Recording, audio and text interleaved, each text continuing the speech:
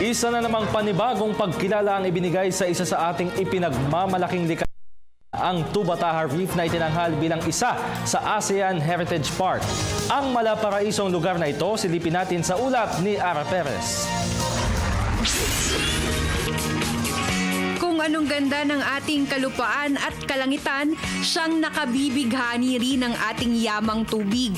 Binansagang pinakabagong ASEAN Heritage Park ang ating Tubataha Reef Natural Park o ang ika nga ay Piece of Heaven on Earth dito sa Pilipinas.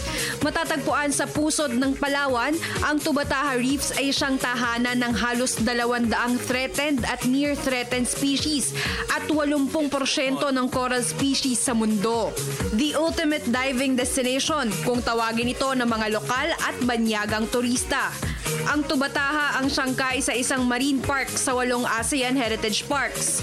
Ito raw ay pagkilala sa biodiversity ng Pilipinas nang may paggalang sa pangangalaga ng ating likas yaman. Ang Tubataha rin daw ang magsisilbing modelo para sa ibang marine natural parks. Noon pa man, kilala na ang Tubataha bilang UNESCO World Heritage Site, isang tourist attraction na hindi lamang nakabubusog sa mata, kundi pati sa pakiramdam ng ang mga nilikha sa kaibuturan. Patunay na talaga nga namang it's more fun in the Philippines. Para sa Telebisyon ng Bayan, Ara Perez.